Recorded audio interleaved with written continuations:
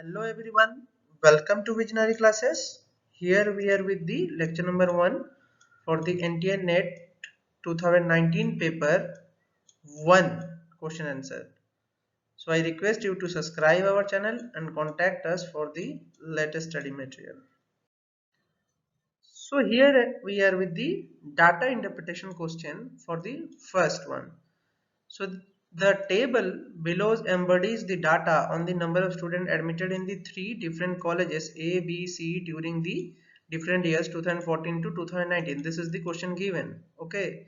So here the year is given, here the college is given. Okay, A, B and C. Here the year is given and you have different years also with their number of students.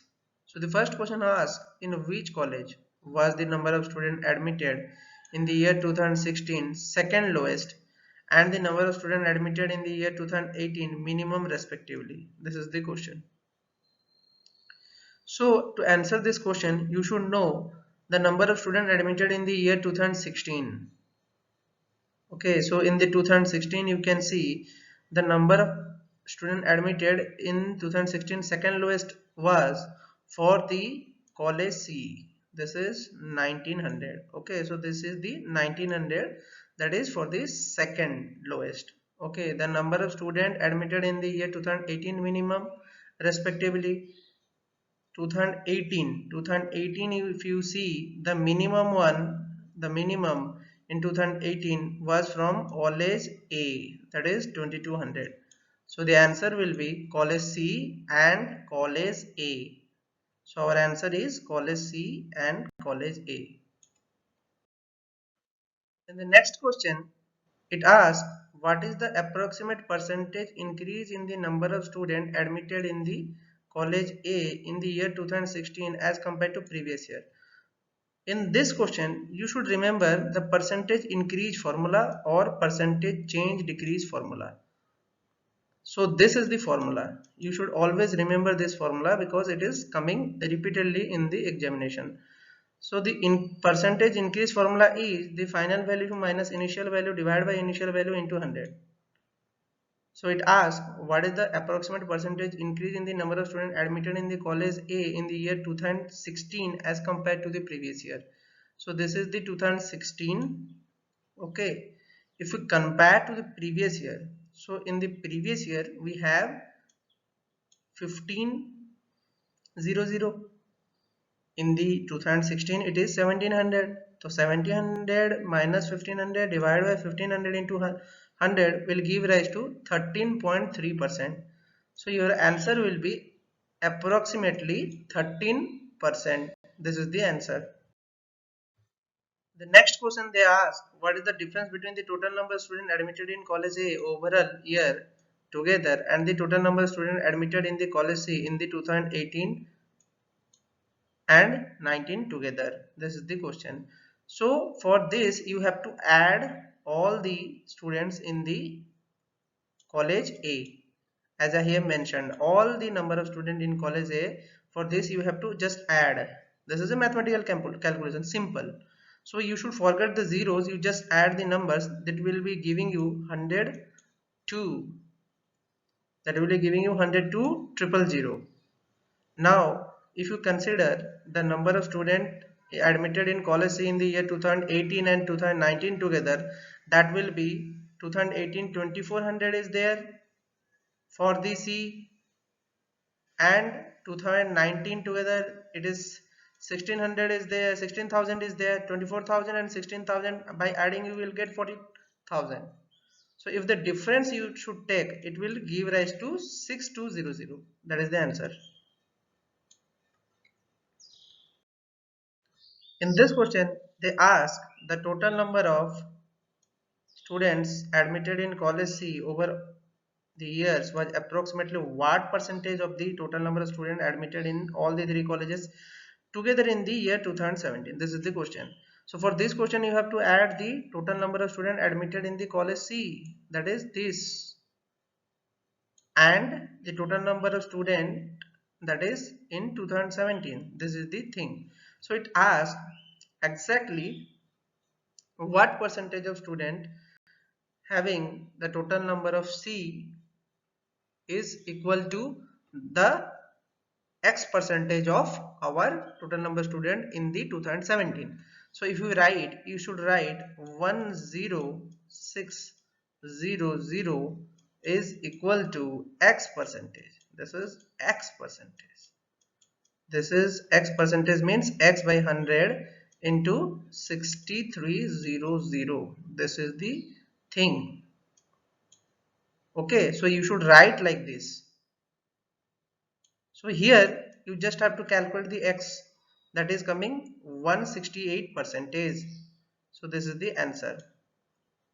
So here the DI is finished. So there should be one DI for each type of subjects. You should read the DI very carefully and you should know the percentage increase and decrease formula, as well as you should know how to calculate the percentage, average, this kind of thing before you should proceed for the data interpretation in the exam. Now in this question it asks what is the average. See, the average has came here. The average number of students admitted in college A in the year 2015, in college B in the 2016, and in college C in 2019. So you just have to add all this thing. Okay. So A in 2015 is 1500. B in 2016 is 23,000. 15,000 plus 23,000. C in 2019 is our 16,000. So adding all these you will get 54, but the number of observation is 3, so you just have to divide the 3 and get this. This is simple average formula. This is average formula, that is total sum upon your number of observation. Okay, so in the number series it is very difficult to predict the number series unless you know the tricks behind this. So first of all you just have to subtract, then you will get 4. If you subtract this it will give 24. If you subtract this it will give you 30. If you subtract this it will give you 70. So as you can see it is very rapidly increasing sequence. So in this kind of sequence you must remember there should be one kind of pattern to solve this. So here the pattern was, you should always remember whether you have to take something like square or something like cube, okay, to solve this kind of question. So here the pattern was 1 cube plus 1 give rise to 2, 2 cube minus 2 give rise to 6, again 3 cube plus 3 give rise to 30. So there is an alternate plus then minus symbol, and the cube plus cube and that number, cube and that number. So according to this kind of sequence, if you go to the final one, that is 210, after that it will come 7 cube plus 7, that is 343 plus 7, that will give rise to 350. So the answer is 350 here. The next question, they ask the compound interest on a certain sum of money 3 years at a rate of 10% per annum is 993. The simple interest on the same sum at the rate of 8% per annum for the 4 years would be equal to which of the following? This is the question. So for proceeding this question, you know there is a simple interest formula, that is SI equal to principal rate of interest T upon 100. This is the question. This is the simple interest formula. Then there is a compound interest formula also, that is P1 rate of interest upon 100 to the power n, that is the time period. Okay, this is also the formula for compound interest, this is formula for the simple interest. But if you go by this method, this question will be very difficult for you because it will give rise to a huge amount of calculation. Instead of doing that, you should know the basic concept of compound interest. Okay, so basic concept of compound interest, what is that? Okay, so let us see.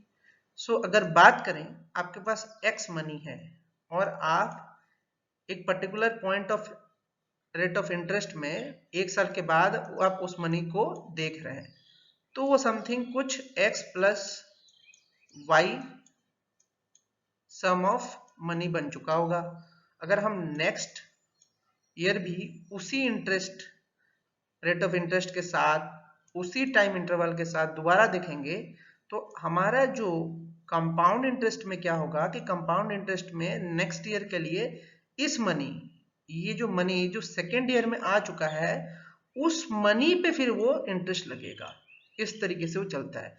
जबकि अगर simple interest की बात करें, जो original amount था उसी पे interest लगता है। तो यही एक बेसिक डिफरेंस है कि आपको कंजिक्यूटिव ईयर में इंटरेस्ट लगने वाले जो इंटरेस्ट है उसको हम कंपाउंड इंटरेस्ट बोलते हैं, और जो आपका एक पर्टिकुलर अमाउंट पे लगता है, ठीक है, उसको हम सिंपल इंटरेस्ट बोलते हैं। तो इस तरीके के क्वेश्चन के लिए अगर आप कंसिडर करें, suppose we consider the principal amount 100, अगर हम 100 कंसिडर करें तो फर्स्ट ईयर के लिए वो कितना देगा, 10% के रेट पे 110 रुपया, ठीक है। अगर सेकेंड ईयर की बात करें तो 110 पे फिर लगेगा 10%, that will give rise to 121, फिर 10% अगर लगेगा तो वो आपका 133.1% देगा, 133.1 रुपीज देगा, ठीक है।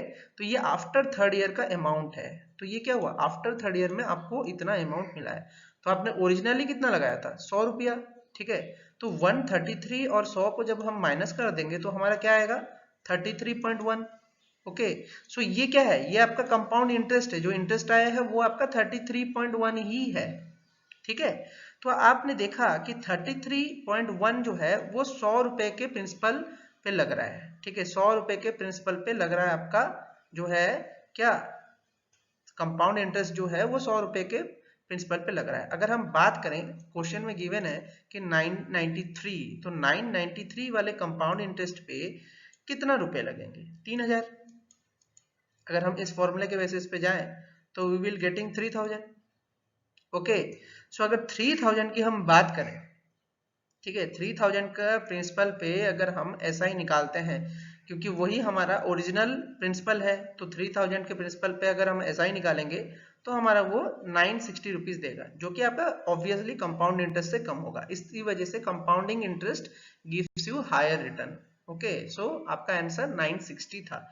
ये वेरी इजी मेथड है। अगर आप फॉर्मूला के बेसिस पे जाएंगे तो आपका लंबा हो जाएगा, इसलिए मैंने ये शॉर्टकट वे से आपको समझाया है। The next question, that is very easy question if you know the trick.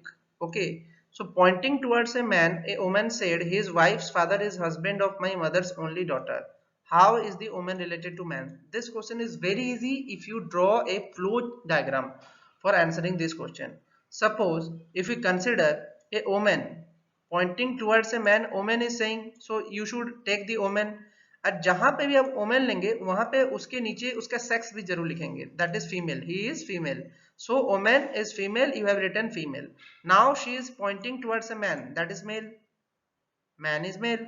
Okay, he is wife's father, okay, this man's wife's father, so it's wife's father is a mail.